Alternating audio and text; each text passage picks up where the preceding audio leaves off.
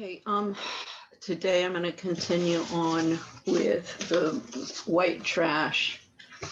I woke up, I can't stop thinking about it. I mean, one of,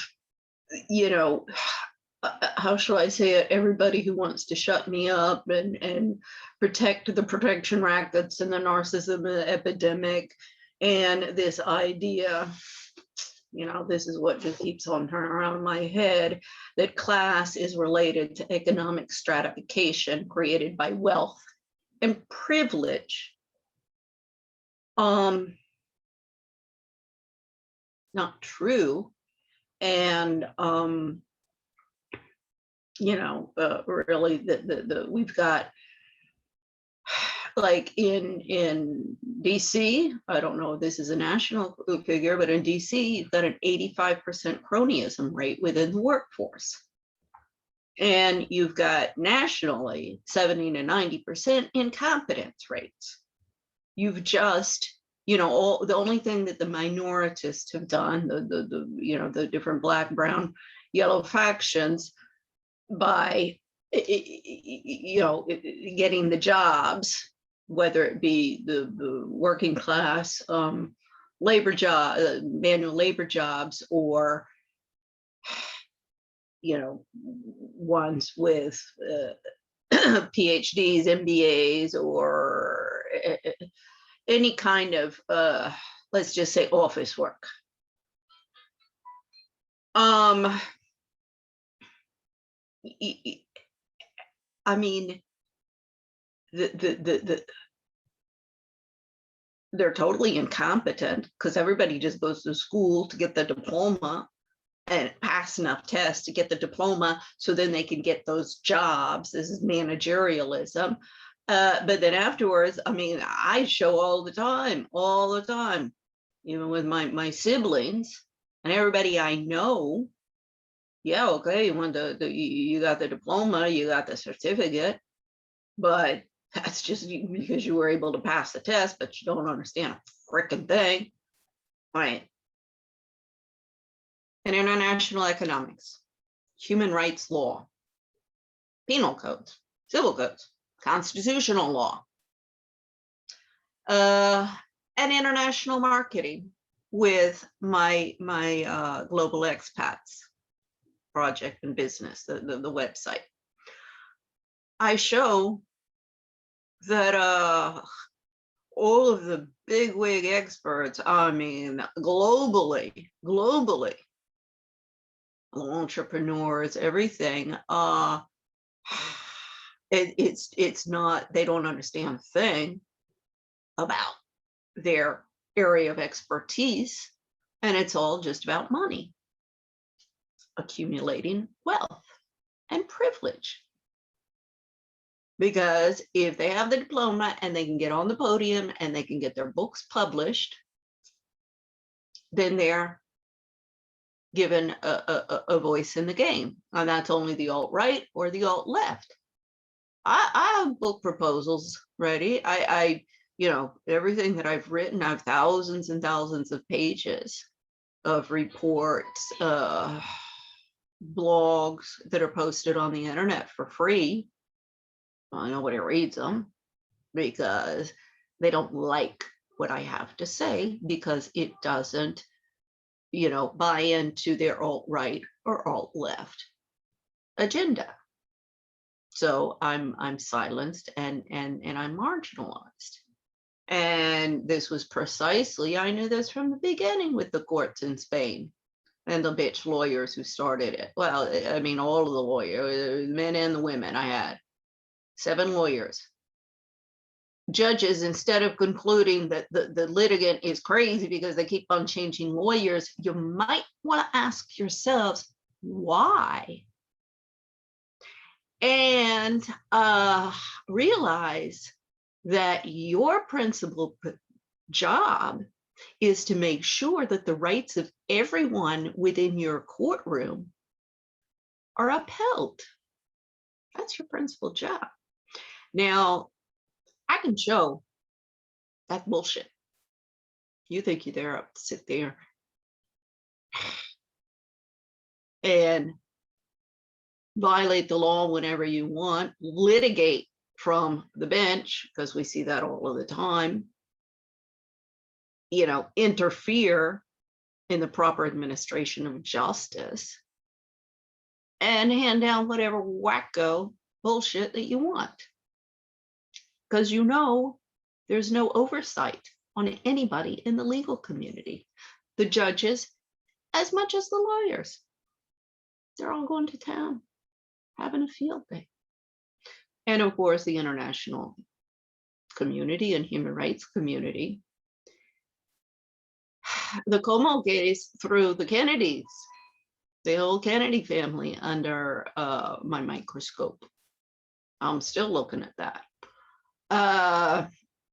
Ethel Kennedy and Kerry Kennedy and all the other Kennedys.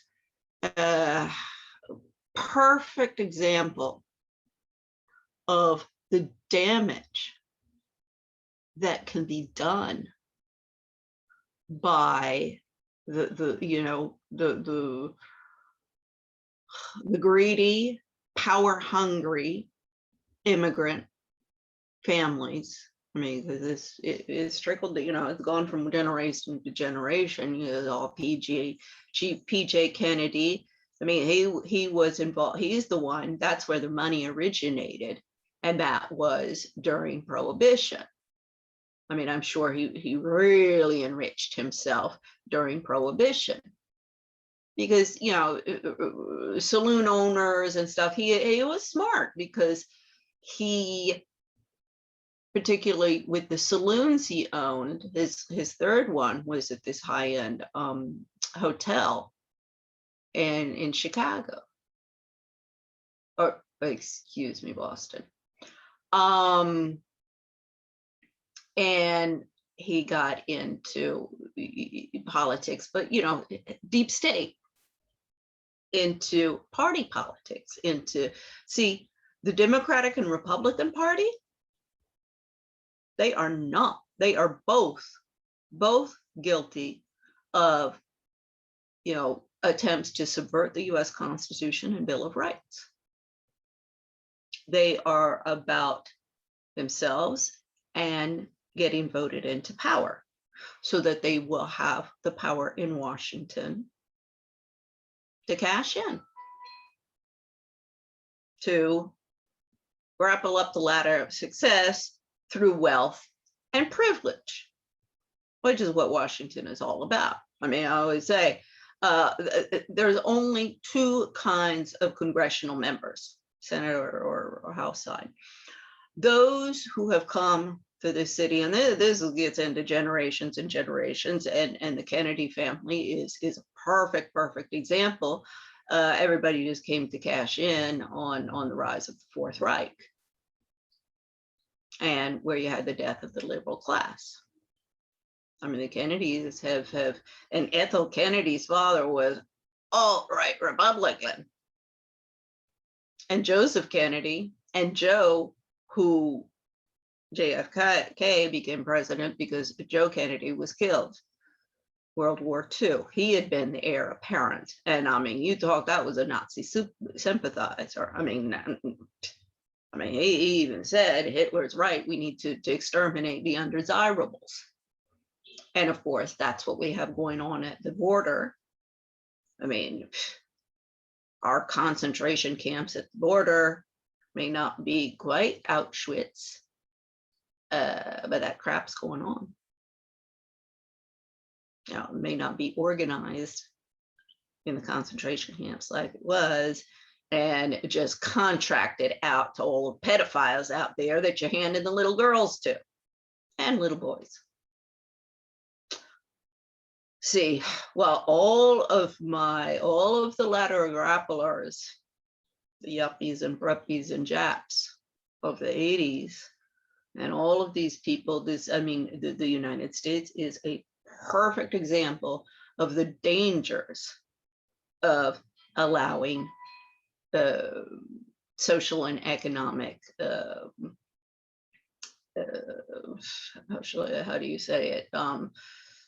Movement and class movement, and not have those stratified class systems, and is, really, I mean, obviously and logically, why that structure and that system, particularly during the monarchies, the feudal period, and the rise of the monarchies after the Roman Empire and the invasion of the Vikings,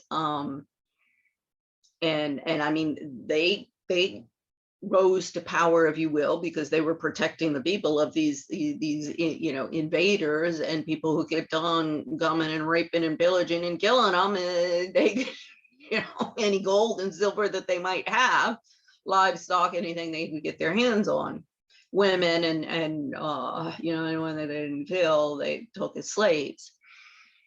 And I mean, even the Romans were afraid of the Viking warriors. I mean, it was pretty terrifying. I think I prefer a gang in poor sections of DC or New York or even Chicago or wherever over the Viking. Pretty scary stuff. But so this is how the monarchs they were legitimized, if you will, and anointed by God, because it was the knights and the warriors within those the European families, the indigenous people, if you will, that went and rose up and fought them and organized the people, and we got to fight back and organize the armies and got the men together and fought off the invaders and established enough peace within the European borders that they could rise above of just subsistence level of living. Lots of advances were made in farming techniques. Your populations really grew, and Black Plague came in there. I mean, this is God's what do you call it, parent planning method, since we didn't have the bill back those days. So whatever the case may be, you did have with plagues and whatever, but you did have a steady increase in the quality of life and the standards of living of everyone in the social order. And you did have some, surplus, and this is where you would develop your commerce. Obviously, if you have 5 potatoes and carrots and whatever, you're going to eat them. You start producing 500. Well, you can sell, and then you can buy, products that are being produced. Instead of weaving your own clothes and everybody's got one, well, you can go out and somebody can specialize in that. And another specialization in making pots and pans, and slowly this commercial economy that is really what Adam Smith was looking at, that type of small, but it's applicable at this point as well at a macro level. I mean, to understand it, you can use the bread maker and that. So you did have, and so this is where you get into Maslow's hierarchy of needs. Once you fulfill the survival ones, well, then you develop the more self-actualization and the higher level of needs. When you're just struggling to survive, it's like or your daughters, they're going to starve to death if you don't find them husbands. Well, they're like, oh, I don't love him. I'm like, I don't care. He's going to be able to feed you and provide for your offspring. We're not talking, we don't have the luxury of that stuff in what we're living. So obviously this does help develop your societies and the human condition to something more than just animals living off the land like all the others.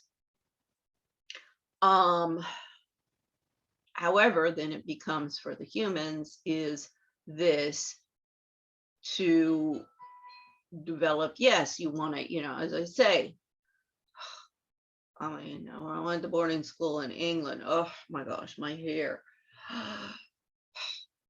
It was always, because I have to wash my hair very often. And I mean, the water was so cold, no water in the showers. I mean, to this day, I don't care how freezing it is.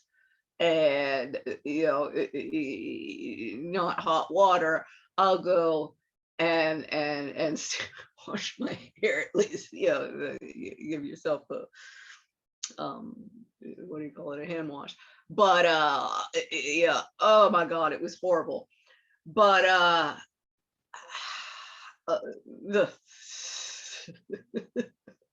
and it made me appreciate the luxury of just having hot water in your shower when you want to take a shower every day. Or going out into the Sahara Desert for just overnight and coming back and standing under the shower for at least half an hour to get all the sand out. Cleanliness is next to godliness. You don't want to go overboard and become neurotic about it, but and having a clean house. I mean, take a look at my other playlist, One Flew Over the Cuckoo's Nest and the Kilborn House, because I'm documenting all of that. I got hours and hours and hours for the courts.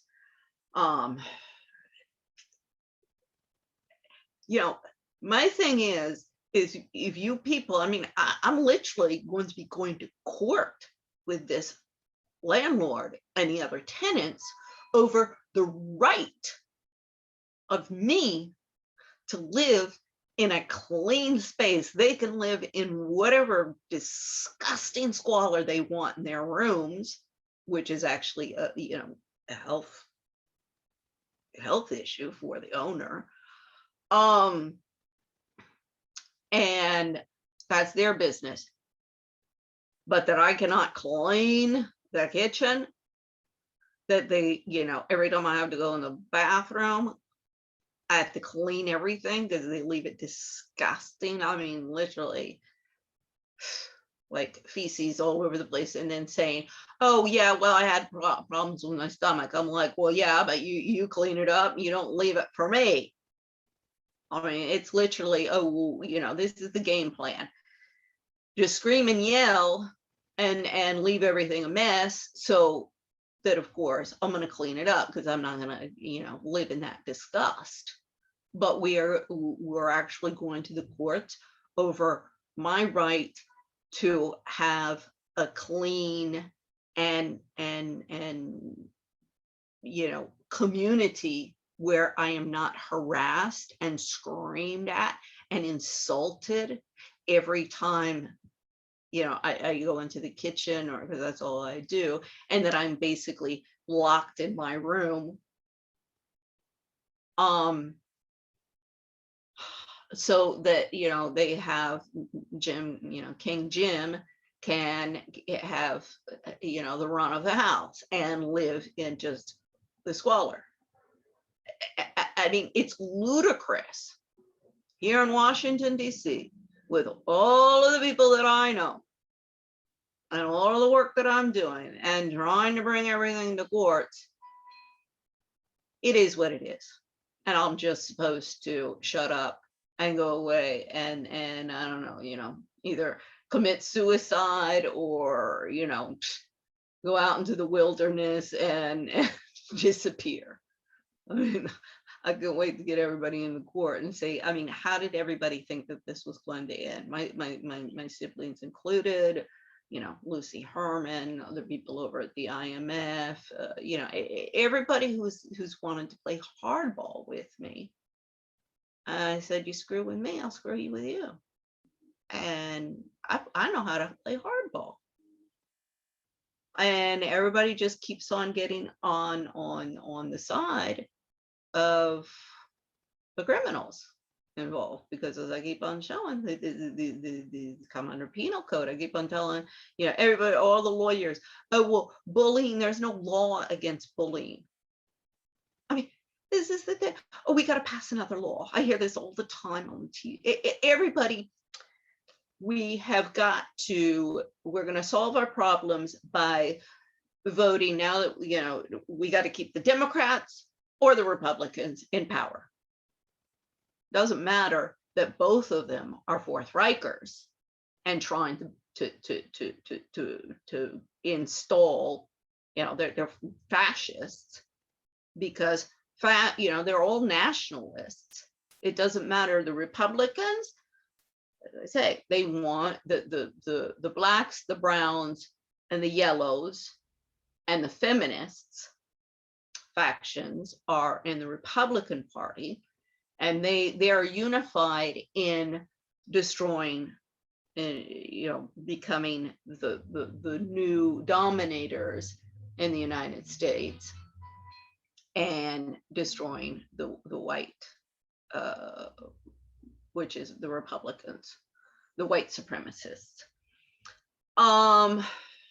And usually that tends to be the women white supremacists. They're feminists as well. They just want their husbands with the powerful jobs and the high paying, you know, controlling the money, because then they control their husbands. So they're more than happy. They're like, I don't care if I have a PhD. I mean, I'm going to sit at the country club and play La Grande Dame and treat everybody like shit, because I have a lot of money and they'll just keep on kissing my ass anyway, because, you know, I have money. And that's the only thing anybody in this country cares about. But it's not, and the narcissism epidemic of the past 40 years has just, you know, this was already prevalent. I mean, I saw that in the 70s when I moved abroad, and also why I preferred Europe. I mean, it was all, I mean, even my school in Tucson, it was just with the girls, it was popularity contest. And I mean, it was really refreshing to go to my school in Cobham in England. And I mean, there it was very international. There did have a few girls in there that was, you know, the British girls that were in that little thing, but they were the minority. And I mean, it was only there for a year and a half. So, and then Foxcroft was much worse than Tucson. I mean, that's where I really saw it. And my younger sister, I mean, even one of the Foxcroft girls, oh my gosh, she's just so narcissistic. A narcissist amongst the narcissists. So, I mean, you know, as I say, Foxcroft's motto is where you make friends for life. My motto with them is with friends and family like these, who needs enemies? I mean, and this is, you know, why I've been canceled, and why this cancel culture has come into vogue, because you know, they marginalize, you know, the courts are just to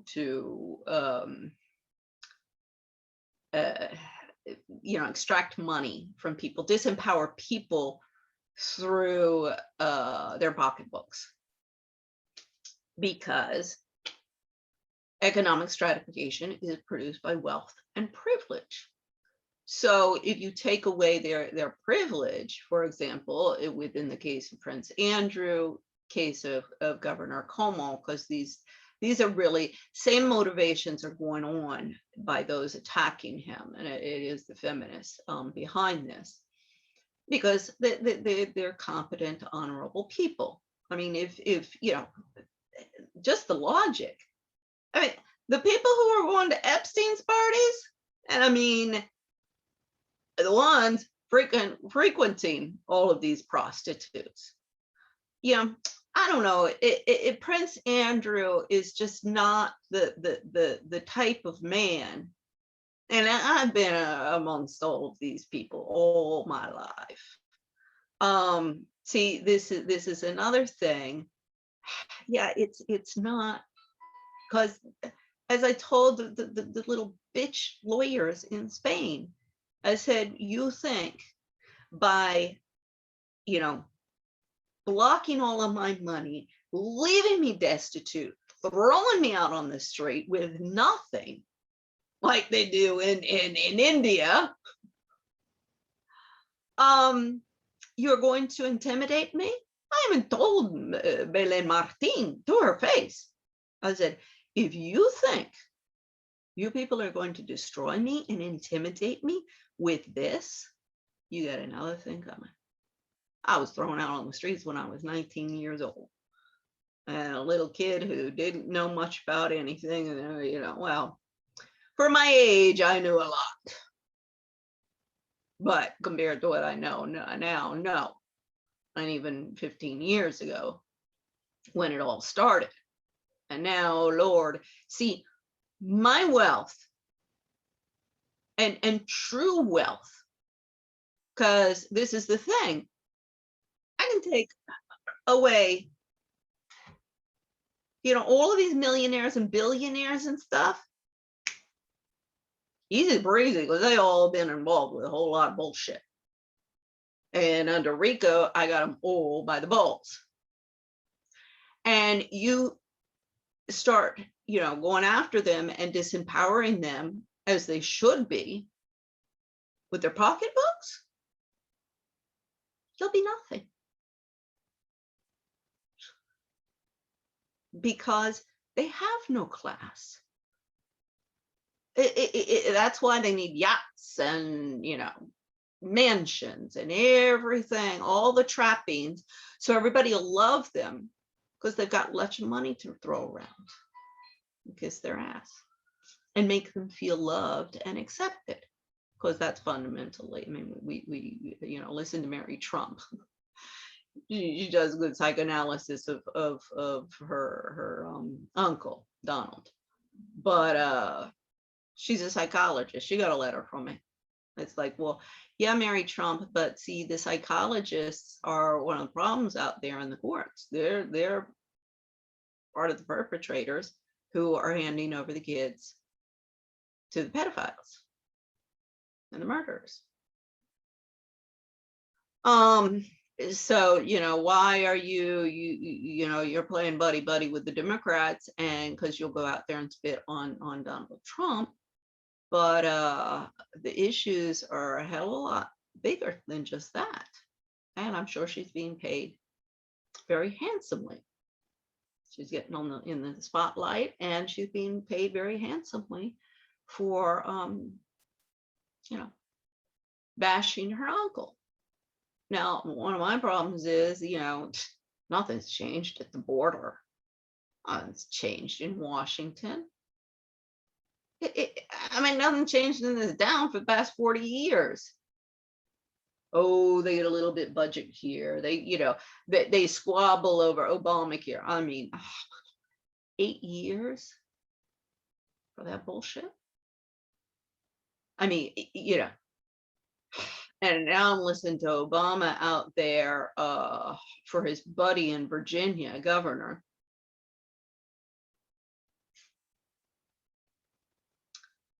You know, it's with all of this effort for economic stratification created by wealth and privilege is sending this town to the dogs.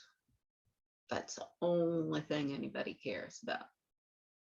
And that's why they just laugh in my face.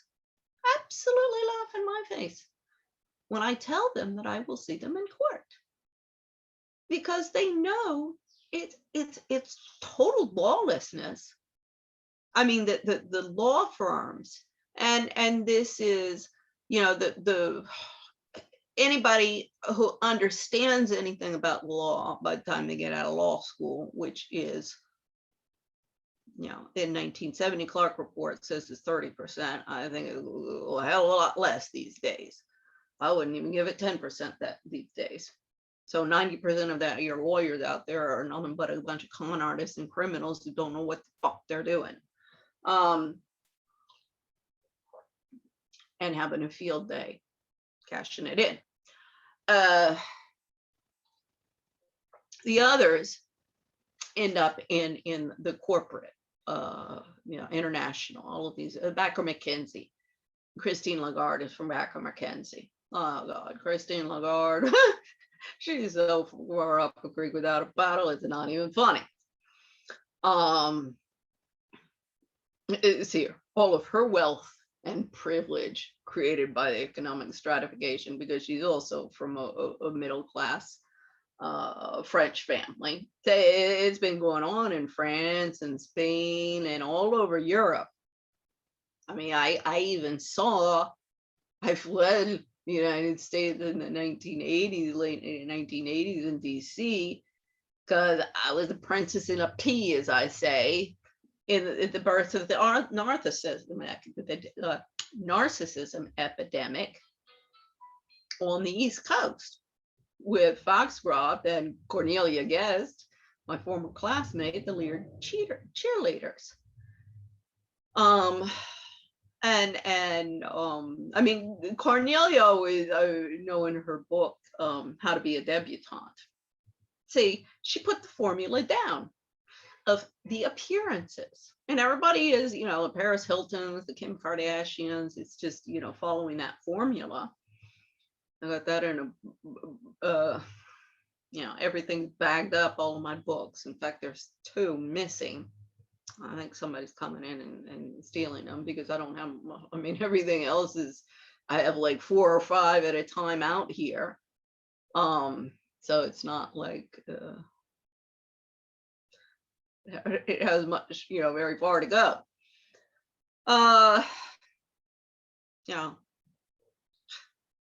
I just, I know too many people who are holding the purse strings and the puppet strings of the deep state of the past 70 years in the United States. My mother is one of them.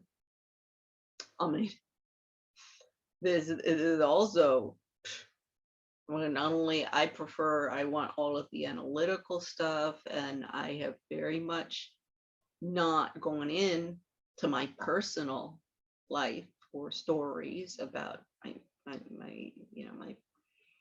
my parents, my siblings, or even my ex-husband and his family. But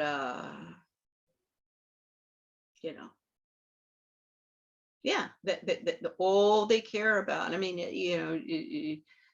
Mary Trump even said this about her and her father's family and everybody around. This is how Trump got into power.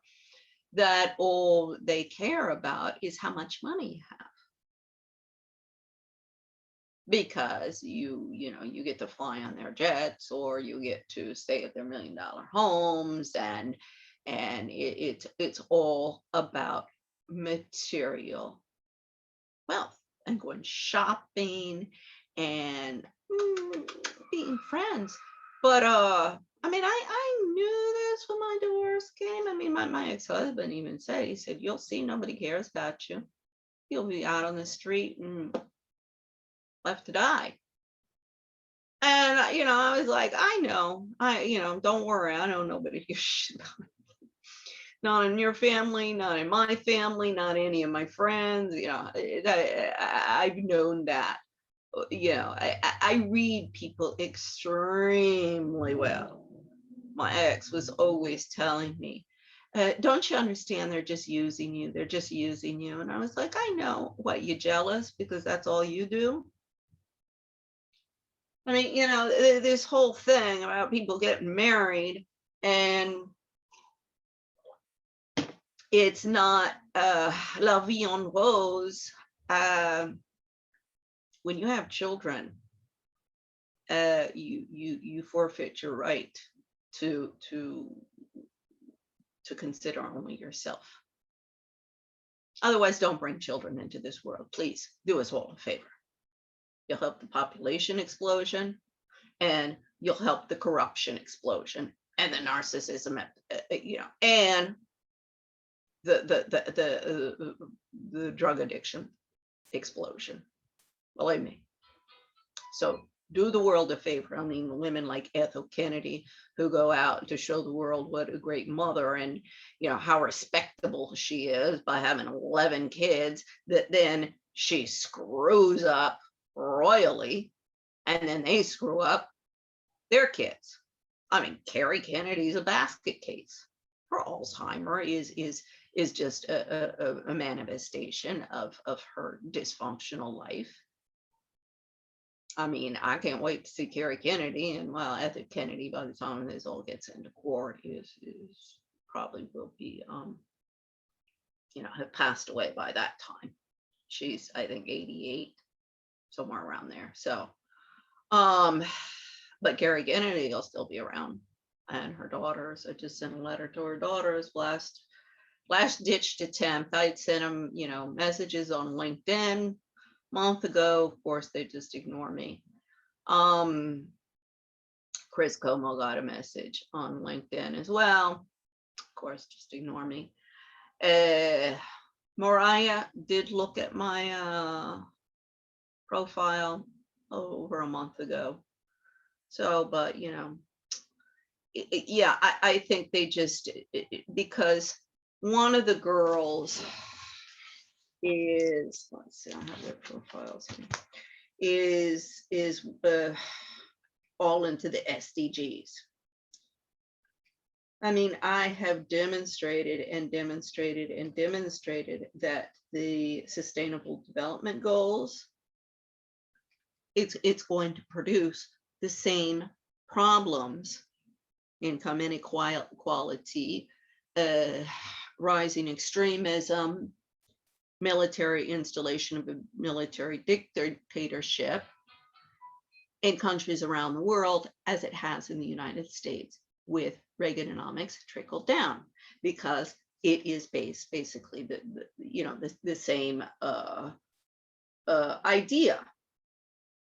And I have shown ad nauseum within, looking for partners and investment money for capital venture money for my my global expats and the global expats website, that really what sent my ex-husband over the edge. This is another thing. Come on, all of you feminists and all you women's rights people. I was just trying to build a business. My husband was losing it. I was terrified how we were going to survive financially. I mean, I don't even, God, when I get back to Spain, the mess that's going to be there. I don't know what state he's in. I mean, the financials, that's his problem, or whatever he's done. I mean, by the time I get, all of the damages paid to me, I'll be an extremely wealthy woman. So in the long term, I'm not concerned about my son's economic survival, whereas everybody else I know is going to be sitting either in prison or trying to keep a roof over their head because they've lost everything. We will have the next global depression. Now they keep on injecting, that's what the stimulus package, the $3 trillion into by the Fed fund, and I'm check it out. The central banks across the globe have done the same thing. It's just kicking the bucket down the road like Obama and everybody did and 2008 when they injected the 1 trillion and everything else. And they got Bitcoin skyrocketing because this keeps up a steady injection of money supply. But it is money supply with nothing behind it. I mean, I could and print out all sorts of money and people accepted it, well, then it would be money. But there's nothing to back it. This is I already talked about this when we went off the gold standard in the 1970s. I understood I can understand the justification for that, but now where we have gotten today makes me, I think, because the rise of the Fourth Reich, the Koch brothers were going to combat the civil rights movement of the 50s, 60s, and into the 70s. That started back in the 60s. So I'm thinking that, I think that might have been under Nixon. I'm thinking that was just because, this is the difference between the female mind and the male mind. I don't want to talk to women or men anymore, because now that men can't rely on just the raping and murdering, the physical violence to dominate and control, they've had to develop the psychological manipulative skills of the women. So that's why I say the female Machiavellian mind rather than the male mind, which is just if you don't do it, beat the shit out of you. Or I'll put you on a firing squad. So of course it takes a lot more time to arrive at your end game, but it is much, much, much more effective in the long term, because the male beat you. Yeah, as long as you're afraid for your life and by yourself, you're going to obey. But as soon as you get enough group of people who are in your camp and pissed off as well, to be able to overthrow, because usually then it becomes you become the majority, the dominating group, it's short-lived and your demise is imminent. However, in the long run, there you change the standards and the norms of your victims and their mentality and what they believe. I mean, I was reading with Andrew Cuomo, for example, or even I saw some videos that, I guess everybody tells him he doesn't know how to have fun. He doesn't have a balanced life because he doesn't like to party hardy like the Kennedys and like the Crofty girls and rah, let's go to the discotheque and let's do lots of cocaine and let's jet set around the world and show how, get in our sports cars and race around and show that we're entitled rich people who can do anything we want. Because that's the having fun of the Kennedys and everybody in Washington. I mean, they've all drunk in the Kool-Aid of Ethel Kennedy, Nancy Reagan, Cornelia Guest. Those are the three role models, I would say, for Ethel Kennedy. It was from a real Republican family. I mean, Kennedy had no, just a social climbing, little backstabbing, psychopath. I mean, the woman has no morals, no moral compass, and she started a human rights NGO. Our daughter just, jumped on board and cashed in. I mean, and all of the human rights NGOs are the same. I mean, Amnesty International, Spain, I went to them. I mean, I'm going to crucify them. Absolutely crucify them. Oxfam is in the same boat. Baltasar Garzón and his NGO, he's got an NGO plus a law firm. Women's Linked Worldwide. All of these NGOs are going to have to get up on a stand and demonstrate where their money has gone, what they have done in terms of, because all they do is publish books and reports, and they're just think tanks. This is that's not what they say they do. But that's all they do. And then, of course, even the law firms with their pro bono departments, I've looked at all of the pro bono cases that they're going to courts with. It's all just a facade to make them look, charitable, because they're all in bed with the global protection racket of the corporate interests, the diplomatic corps,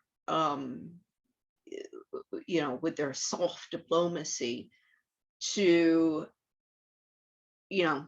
charity work, again, to as a smokescreen, is a way of making the Americans, or the different governments look democratic and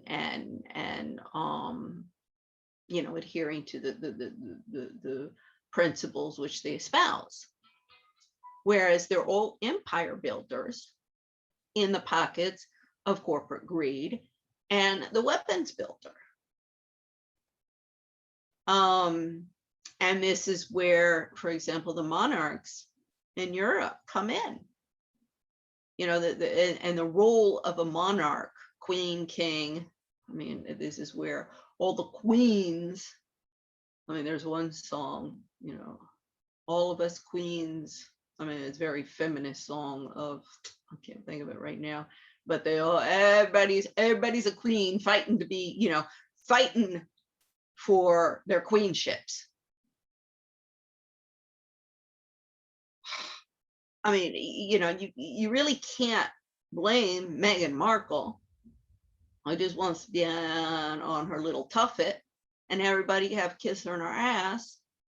Well, she totally dominates and controls her poor husband, because that's what the role model in the United States is doing. But also they are, I mean, as in the book White Trash, she points out these traditions came from Britain originally. It was, all of the original colonists. And those are the traditions that the white supremacists, American white supremacists, want to maintain, while the black, brown, and yellow supremacists want to come in and become, because they're just, those are the same traditions from their countries. And so they're trying to impose their superiority, and which is to have access to the resources. So see, I keep on explaining and explaining and explaining how trickle down has produced this. So you have the same actors holding the purse strings of the Sustainable Development Goals. So please explain to me, all of you big wig SDG little girls out there with your campaigns, how is it going to work differently this time? Because that is a huge industry. The quantity of people who have jobs promoting the SDGs, this is all propaganda, Because as I show, workplace bullying on the IMF, the fundamental problem with the IMF, the World Bank, the UN, and why I hope the people rise up after the COVID and hold the World Health Organization to account. Now they're under the UN. See, the people who work in these three organizations, it is one big, huge protection racket. And it's all there, they're a mess. None of them. Dr. Kim left the World Bank because the place is a joke. Joseph Stiglitz was ousted in 2000. This is the American.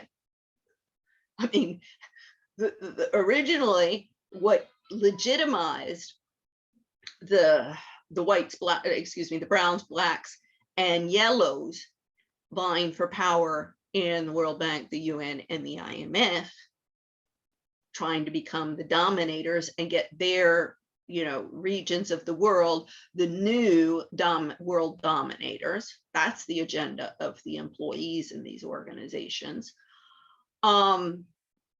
Is because that's what the Americans and Europeans who had controlled the IMF and the World Bank since the beginning have been doing since the beginning. I think it was the UN, was it the fourth Secretary General that was a Nazi? See, the Nazis, when, because very few of them went to prison, most of them went to the United States or to South America and have just set up shop and produced children. Bill Gates' parents were eugenics. If the DOJ, Phil Malone over at Stanford Law, married to my childhood friend, Lucy Herman, who knows everything. Why am I not getting any support from Stanford Law? Submit to the international courts, we'd clean everything up. But no, because Lucy and Phil know that if I was given a voice, the managerialism, the money that's being injected. Now they have been, going between Harvard, Berkeley. I know Lucy was from Berkeley. They were at Harvard. He was at DOJ for a while because he was on the team that went after Bill Gates. A joke. DOJ is a joke. Really sick joke, a very expensive joke for the taxpayers, but a joke. All of Washington is a frickin' joke. And everybody just wants to cover it up. That's why everybody keeps on shutting me up. And so it's going on at the international levels. I've demonstrated that clearly. Nobody will ever say, well, no, your evidence is wrong. You're wrong in your argumentation. You're wrong here. You're wrong there. Shut up, stupid. Shut up, stupid. Shut up, stupid. That's all we get. And try to destroy me financially by any means possible. And this is where I want to, kind of also go into, see, if it was just about material wealth, then, my husband, my ex-husband,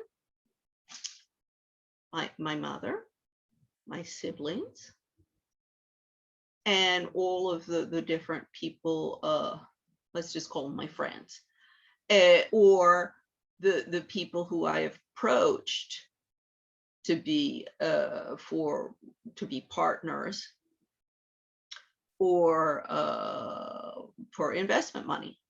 Because the platform, I mean, when I came up with the idea for Global Expats website in 2000, it was basically 2006, because I had originally wanted to do an international marketing export-import company between, I was going to start with Latin America, because that's where I knew Colombia particularly, because that's where I had the contacts, but then, develop it from there. You don't want to, start too big, because that's, easiest way to fail. So, do that, but then I had so much problems trying to, just let's talk about a contract, when I finally got installed in Madrid and said, okay, we're in our house, I've moved in, they're working on the kitchen, but at least I got a computer, and, I can, because it took me over a year to get all of that done. Nobody paid me anything. Nobody paid me a penny for all of my years work as a housewife and a homemaker. And this is where I'm going to be going to the courts, international courts, against the Spains under slavery, because that's basically what the court, family courts, and it's not just in Spain, that's the status that you are relegating to homemakers and housewives, because they can, 20, 30, 40 years of work, but when they get to the courts, they're not, they have no rights to common property assets. They have no rights to their children. They have no rights whatsoever. I mean, family courts, nobody, none of the litigants have any rights. And this has been going on, I mean, for really, I think ever since the divorce was moved, marriage and divorce was moved from the religious, court system, I don't know what it's called in there, to the secular one.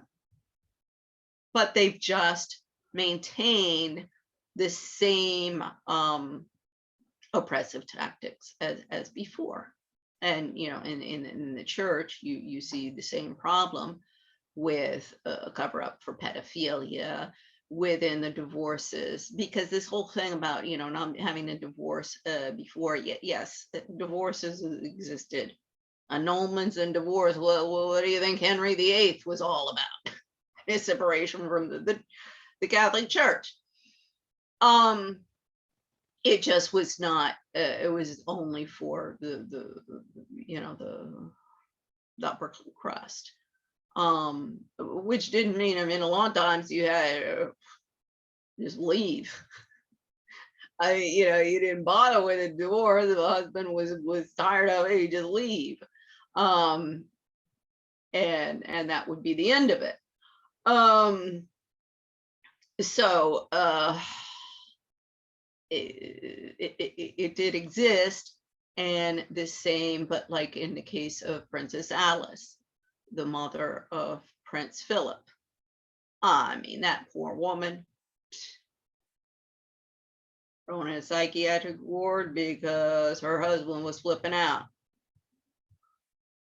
and had been humiliated in his loss of the Turkish-Greco War.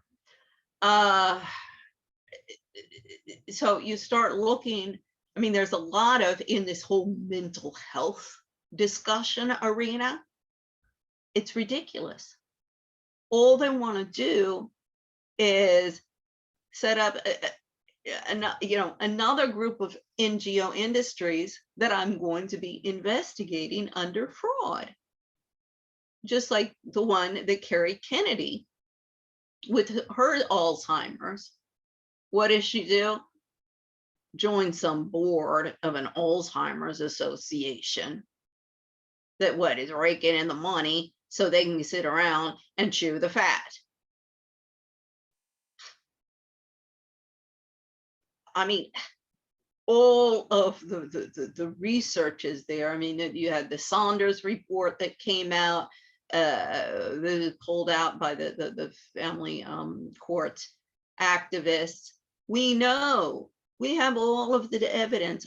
All of these psychological problems are caused by dysfunctional environmental situations, and not some imbalance of the brain or anything like that. Daniel Amen, yes, he's showing, and this is what I really like about Change Your Brain, Change Your Life is one of his books. It is having a physical effect. The trauma, the domestic abuse or wars, it has a physical effect on the brain, which translates into a personality disorder, because the brain becomes, trophies in certain regions where those things should be going on. But it is totally environmentally produced and even reversible, like a muscle, if you use it. So, for example, the Alzheimer's people, and this gets into what you should be doing your entire life, instead of sitting around gossiping with your girlfriends about, the newest purse that just came out. Well, of course, you do that for too long, your brain doesn't get too much stimulation. I mean, my mother was always intellectual curiosity. But see, that's another problem. All of these learned people and these intellectual people, I mean, these pretentious, and they're all over the frickin' place. Yeah, there's this guy who lives here. I mean, you talk about an animal, an absolute animal. And he goes around because he's bohemian and he's libertine. No, he's a creep. There's many creeps, but books all over the place to show how intellectual his wife was. The same thing. These cool bohemian intellects are just as nauseating as the alt-right ones like Nicole Parfait. Or Maguilon Orleans, who's been their entire life. Okay, they don't pull out they don't pull out their new Hermes purse to show how classy they are, or how intelligent they are. In the case of the PhDs, Babacool intellects, or Lucy Herman, they come out with a bunch of gobbledygook that they've learned in some academic class that makes them sound really, really, really intelligent. And in fact, within all of these different domains, it's just they make up a whole bunch of fancy words to explain a rather simple concept, and in order to confuse the uneducated people and make them look really, really educated. Now, if you look, that's all the human resource does. They come up with a new acronym that everybody's going to implement until they come up with the new rule the next month. See, they're just spinning their wheels. I mean, these HR departments need to be taken to the courts. So, again, How are the SDGs gonna work there? So this is what all of these SDG campaign, experts who are out there earning their living by all of this gobbledygook. How are you going to explain it in court to me how this is going to work? I want a detailed explanation instead of just, it's going to be great.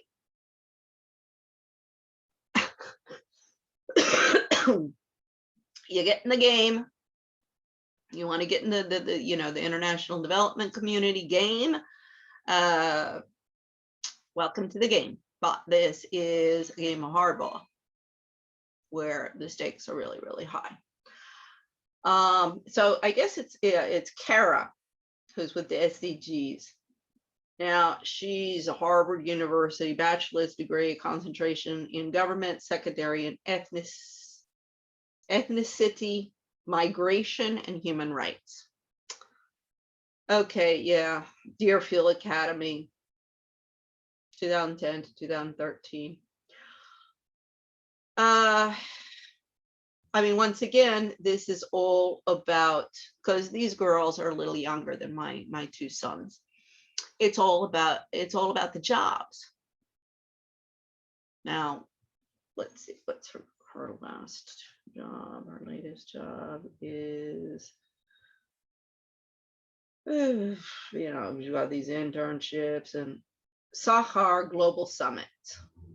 Oh, partner head of diversity and inclusion summits. A minority-owned small business that organizes and hosts invitations-only summits focus on alternative investment. Okay. Yeah. Well, then she was at 17 Asset Management consultant, continued to advise the firm on impact strategy after departing a full-time position. Oh, her full-time position was associate, designs, implements, and manages investments that meet our clients' financial goals and advance the UN Sustainable Development Goals.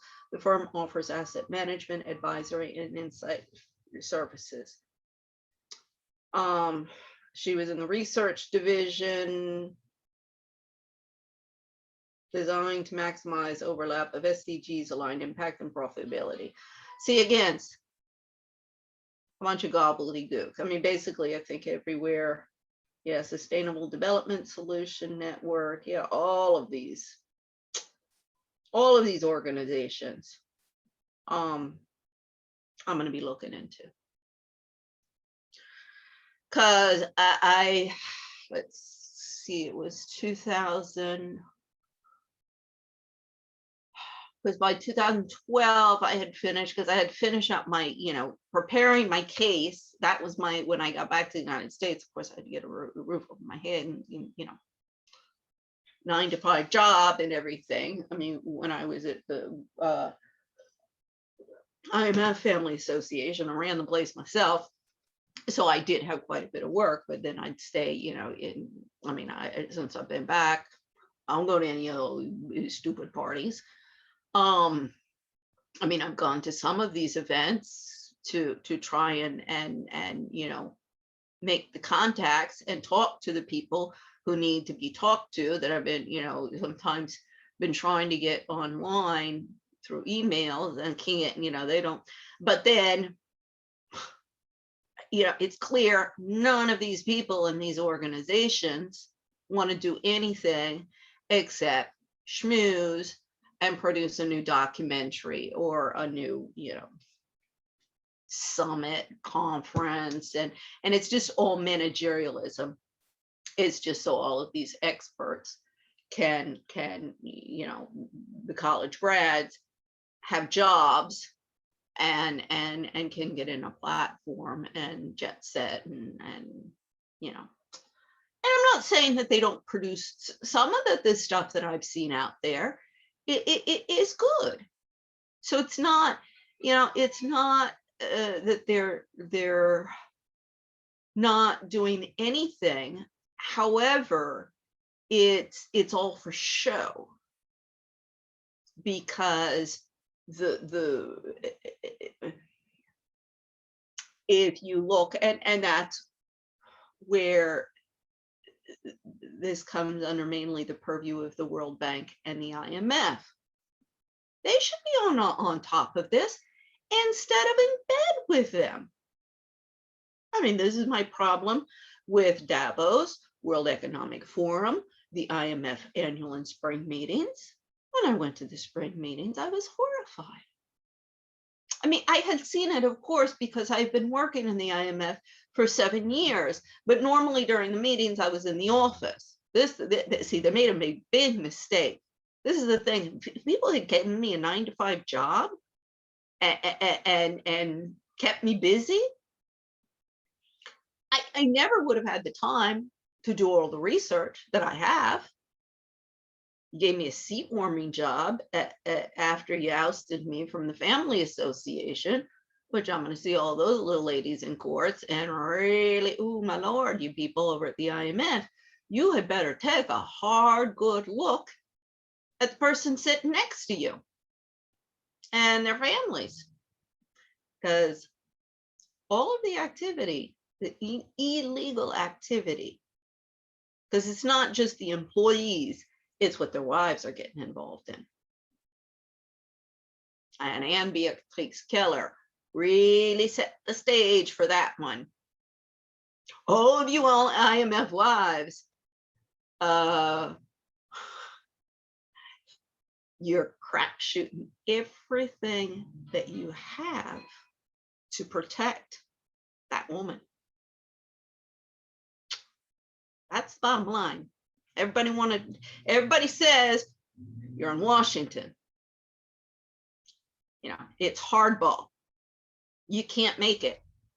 You're not tough enough.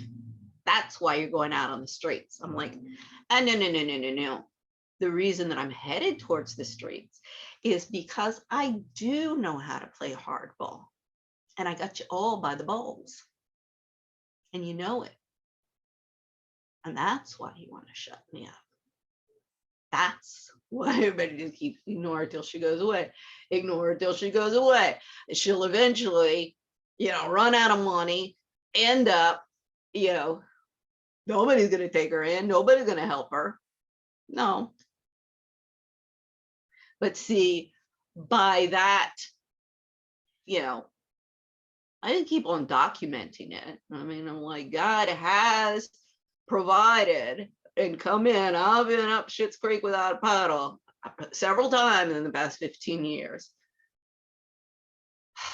Afraid I was going to be killed, or afraid, I would end up on the streets. However, God has always intervened and helped me.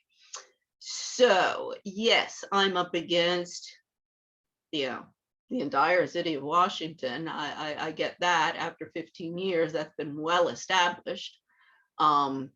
That everybody is going to side with maintaining the corruption, because as I say, it is about wealth and privilege for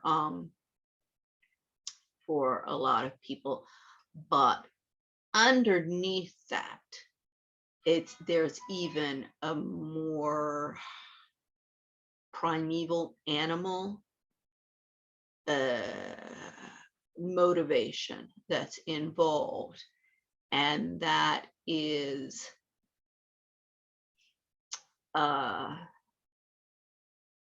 jealousy. Because all as Twang and Campbell, egocentricity, if you will, which is what produces the jealousy.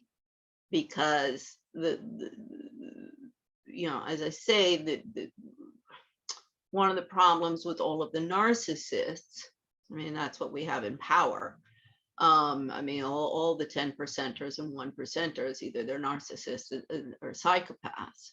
And even in a book written by the guys who were kidnapped, the American men who were kidnapped with Ingrid Betancourt, they even said that the FARC guerrilla didn't want, the leaders of the camp didn't want the soldiers speaking with them because they were afraid that they would realize that not all Americans are imperialist pigs. And that's true, but all the 10%ers and 1%ers are imperialist pigs. And they are the ones who hold the powers within government organizations and corporate world and everybody around them. And why,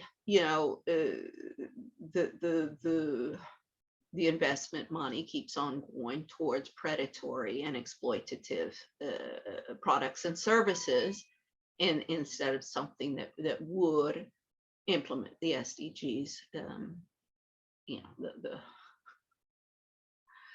the promises of the SDGs. So, I mean, all the way up at the IMF, the World Bank, they know this is bullshit. It's just empty propaganda. They know it's bullshit. If they don't, they really should go to jail. But as I say, it's managerialism, and it's part of their agenda to deviate the attention away from the real problems of the world, provide a whole bunch of jobs for these college grads so they can attain wealth and privilege, and world be damned. But as I say, it's the fundamental here is about egocentricity, because if it was really about money, see, as I say, I'm sitting on $10 billion lawsuit for myself. If I had been given some assistance, like I asked for the past 15 years, like my mother asking John McCain in 2008 elections if he could simply contact the American consulate and tell them to do their job according to the law. See, that's the deep state. No, because her agenda at the time, see, this is my ex-husband, he wants to destroy my global expat. So what he's been telling everybody, and his, you saw this with the Britney Spears case, what was, they were saying in court was like, wait a second, this is not possible. Look at this girl. You're saying that she has dementia, yet she's up on stage and she's working all of these hours. Like what you're saying in court is just impossible. Yet it flies because that's what's going on in the courts. They don't care about reality or anything. It's just the agenda. And so this agenda was, my ex-husband, as I say again, if it was just about money, I mean, he had destroyed his career. So anybody, well, logically then, if his wife comes up with this $1 billion a year business, because the platform is cross between TripAdvisor, Yelp.com, Facebook, and LinkedIn, except targeting families. And believe me, I mean, it's, when I got to the States in 2009, I was like, okay, well, let me try and find a lawyer, because the prototype of my website had been cyberjacked by my ex-husband in collusion with my web designer, was based in Florida. Luckily, that was under American jurisdiction. So my brother puts me in contact. I think it was Woodbury Forest guy in Tampa. And I said, well, basically what I wanted to get out of these guys was my prototype back and finished like they had promised, but also for them to spill the beans that they had been in collusion with my ex-husband, and it was actually my ex-husband who was behind the cyberjacking of the website, when a business developer at Microsoft had become interested. And that's, of course, when the attempts to harm my life. I mean, excuse me, you guys, you're talking about all of these women's rights. I just wanted to start a business, and my husband was going to kill me for it. And the courts covered it up and tried to say that I was crazy and throw me in a psychiatric ward, because that was the first agenda. Now, that's where my mom was on board, because this is when she was there. That was the plan at the time. And I think her idea at the time was, because they're destitute by this time. Well, I mean, my mom's been playing. My mother and my ex-husband are two peas in a pod, so that's how I know how my sisters are the same. So get me in a psychiatric ward, then she's going to get money from my ex-husband. She can milk him, because she's always looking for, growing up, it was always, how much money do they have? Or do they have money? How much? My other sister, she's lived her life that way as well. I mean, and this is when you have a group of people that think economic stratification is created by wealth and privilege, this is what it produces. Just con artists. And that's what, Jesse James, he rose to power and popularity because he was fighting back. So I'm pretty sure that was the agenda at the time, and one of the reasons also that, she was like, oh, no. And it would, to boot, it would destroy the project that I had wanted to create. I mean, she had tried to destroy my political career before it started. When I was a teenager, she was going to throw me out of the house if I worked for Senator Bennett Johnston as an intern. I had to pay everybody else, their parents intervened, get them, it was I had to, and when I did it for my senior project at Foxcroft, the mini term in April, I had to finance that whole thing. She said, no way. For that mini term, I was going to go home and work on the farm for her. I mean, I worked there every summer. It was going to be my mini term project, even though I had been offered through a woman I babysat for. Why? Because I impressed her with my level of responsibility and hard work. Because I was even 15 years old, and her daughter told me, she said, my mom would never let anybody who's not 16 babysit for us. I was like, she knows I'm 15. So always on my own merits. Everything I've gotten in this life has been on my own merits. Yes, my education, and that really pisses me off with my siblings, because my father was the breadwinner, and it was the typical, she'd just spend, and always be bitching that there wasn't enough. Now, I'd like to know how that's class.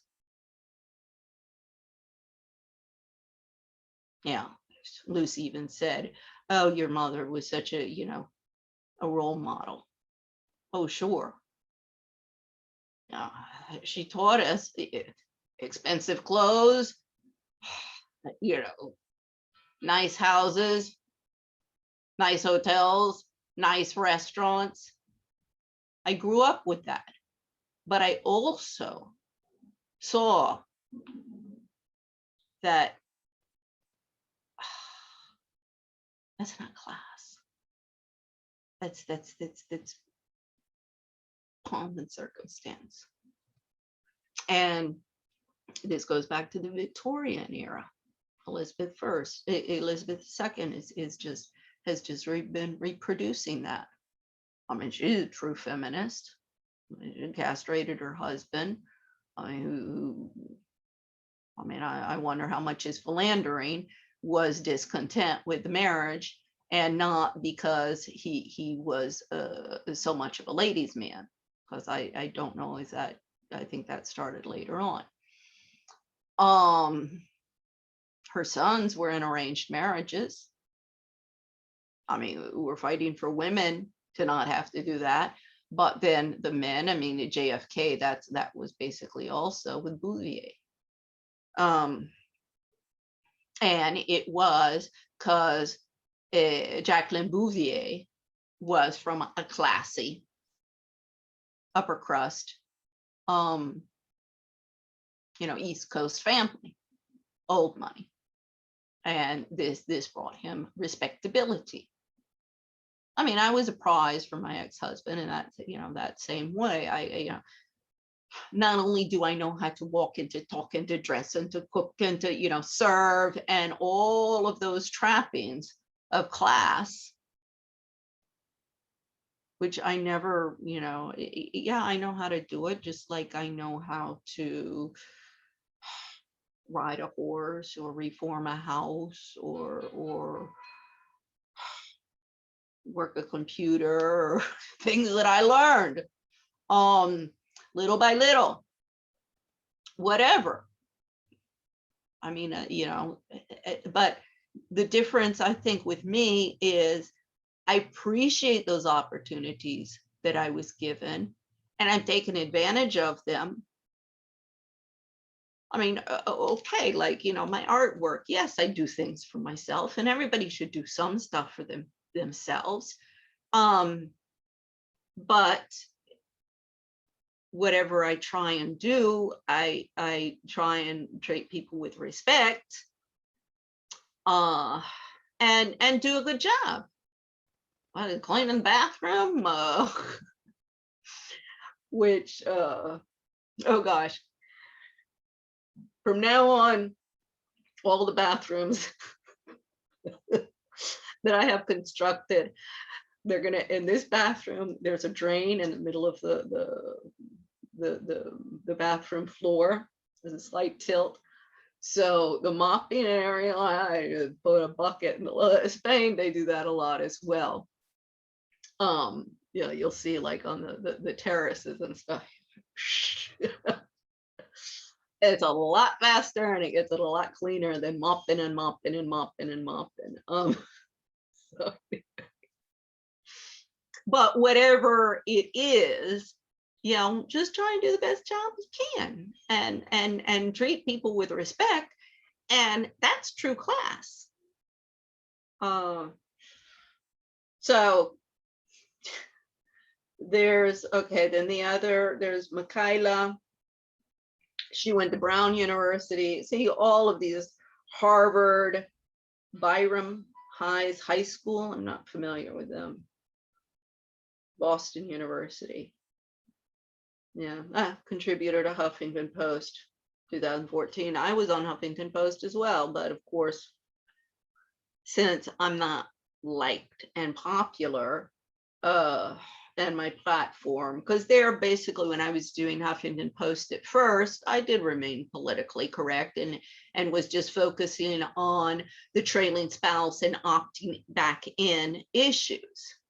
But see, the opting back in issues is not popular, because then it would expose how the elevated discrimination, age discrimination that is going on, amongst women like myself, who basically, we have been totally marginalized. We all of our assets, and we're disempowered through the court systems, the divorce court systems. And I mean, when we get a voice and we get this all cleaned up, oh, believe me, there's trillions of dollars there that will be handed back into the hands of these ladies. Because I mean, it's been horrific for decades and decades and decades, and the financial damages are horrific. And Arianna Huffington, where she got her money, that's going to be very interesting. And the Huffington Post, oh, Arianna Huffington is up a creek without a paddle. You can't even imagine. I mean, she's in the same boat as Zuckerberg. So obviously, you know, that was never given any kind of popularity by the oligams or my entourages, because as we can see, I'm not gotten any support from anybody. In fact, they all want me to shut me up, either for, you know, personal issues like my sisters, who, you know, I mean, my younger sister, common knowledge, she always hated me, and it's always been jealousy, because again, it does come to class. You know, they think, just like my mother, just like my lawyers, you take everything that you have from me and I'll be nothing. I'll be destroyed. I'll you know, have no ways of fighting back. But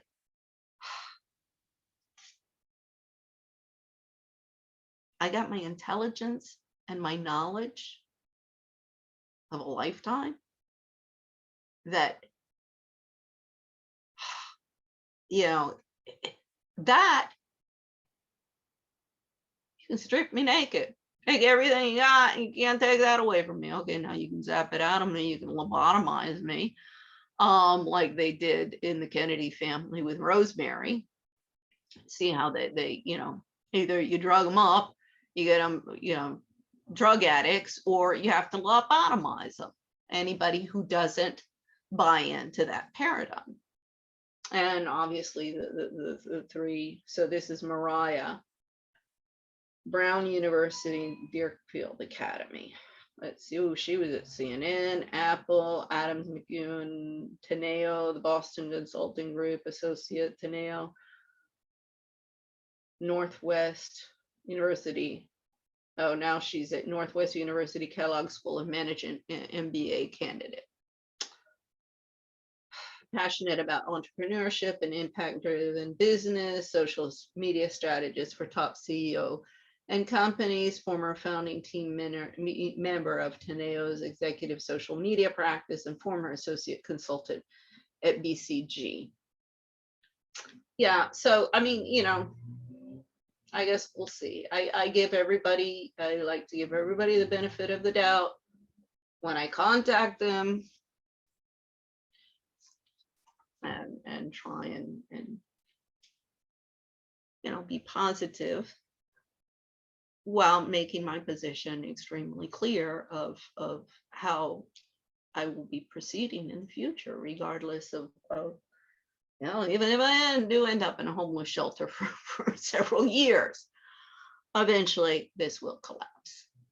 You know, if anybody doubts me, come on over and we sit down, and I'll pull out the charts, and I can sit here for as long as you want and explain it to you. If you can't go in and read everything that I've already done, or all of the other presentations that I've put together. I've done my homework. Well, all of you people with your MBAs and your fancy degrees and your fancy certificates have been looking for economic stratification created by wealth and privilege for the past 40 years, if not 50. I've actually been like listening, watching the world around me, and not just going kissing somebody's ass so they'll throw me some money and you know, so I can buy a nice house and a nice car and some nice clothes. You know, that just you know, I'm my father's daughter, but as I show, that's real class to the end. For example, when my father passed, no worries of where he would end up. up in the pearly gates, believe me, front of the line. Even though he was totally destitute at the end of his life and lived it in such indignity. And why, you know, as long as everybody could keep me destitute and prevent me from starting my company, there was nothing I could do to liberate my father or my children. So see, they got to kill four birds with one stone.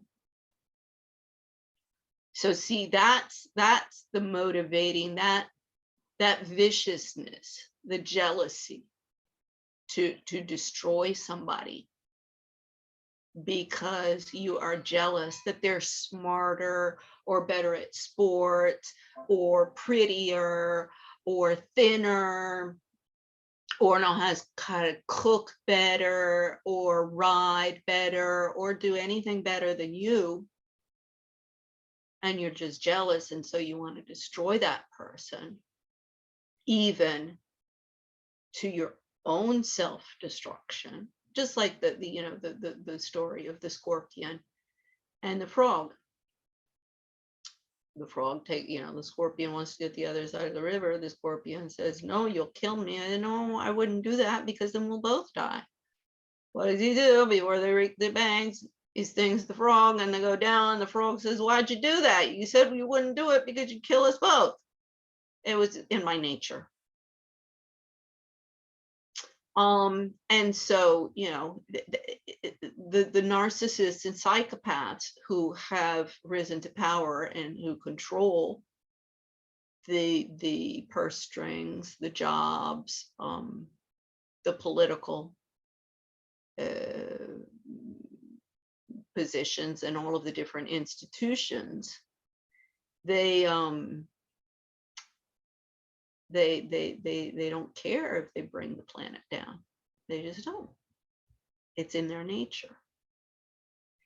And I can assure you, I mean, you know, I have the names of everyone across the board and cases against them under penal and civil codes, and could disempower them and clean up Washington like that. But of course, nobody wants that to happen. Not in the press. I mean, the most recent letters I sent. And sure, I guess people can say, well, I set you up.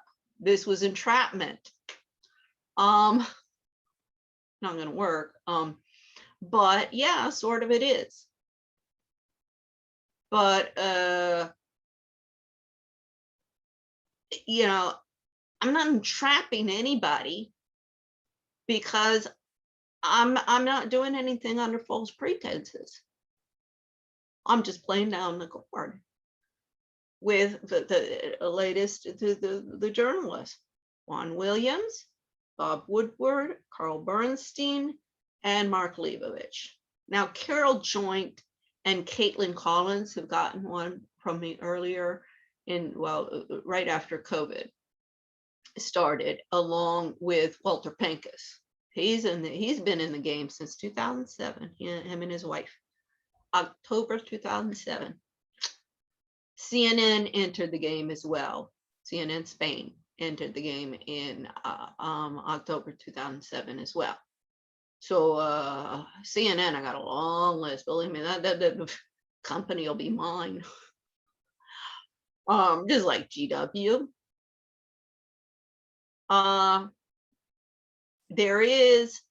I've presented a peaceful and legal manner to remove all of the crooks, the con artists, and the criminals, or at least enough of them in Washington to get the ball rolling, but to produce a domino effect. Oh, because these rats you can see within the Trump case, everybody will start ratting everybody out. And then the names, you know, once you get that like any protection racket, there's no loyalty for anybody here to anything except themselves. That's one of the reasons why Washington has become such Berlin, and the rise of the Fourth Reich has gone really without any opposition from anybody on any side, because everybody is out for themselves. However, when you start holding them to account under RICO and the Patriot Act and those type of things, and they're up shit's creek without a paddle and all by themselves, because of course nobody cares about anybody but themselves. So once the ship starts sinking, everybody starts just running around trying to save themselves, and will hand over evidence and rat out anybody, their grandmothers. They'll sell their grandmothers up a river to try and save their asses, particularly if you go after everybody pretty much at the same time, because this way, because some of them will think, well, no, I still got some protection brackets over here that'll save my ass. But so if you go across, and I mean, I'm like, kind of the ladies. I mean, that's where I have the evidence. That's where I built the cases. But believe me, it'll start a whole domino effect, because also it's the ladies in society who know what's going on. Who's doing this? Who's doing that? Who's doing? I mean, this is all networking stuff. Networking platforms on the internet is just a place to sell your wares. I mean, like, yes, I network all the time. I know lots and lots and lots and lots of people. But I don't go into every relation. I don't go into any relationship, even if it's just the cashier of the store that I'm going into. Any interaction, if you will, to try and take advantage of the other person or con the other person. I'm going to a store of, oh, well, do you think you could cut a deal with me on that one? Now, if I'm in a souk, this is where I have to say that this, you might call it marching. I guess it's not really marching, but squabbling over prices. I mean, it's not squabbling. It's a whole custom, and it's a way to show your respect for the artisan product, because always this is artisan products of the person, and it's part of it's part of the charm as well. It's not, okay, let me go and yes, when I'm in the United States and I go into the grocery store, I'm not going to sit there and charlar, have a powwow with the guy who's putting the fruit and vegetables out. But if I'm in a market in Spain, of course, if they're busy, we're not going to talk. But if I'm in the market in Spain, where I go and get my fruit and vegetables, almost every day, hi, how you know, la napa, well, in Spain, and then they give you an apple or an extra orange, or that's not the same thing. It's part of a more relaxed way of life and a more human way of life. However, and a balance. I mean, I've always really lived in urban areas, and I like living in urban areas. But of course, after I had children, it was more suburban, just because kids need room to run around in, and also you know, you're not, your lifestyle changes. You don't go out as much for obvious reasons. So, you know, the needs of one's life changes a little there, which is not, I mean, by this time, after living back in Washington, I'm just like, get me out on a farm.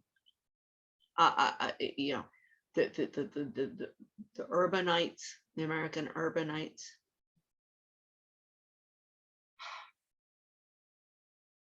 really, really, really, it's an embarrassment for the entire country, the way all of you people act.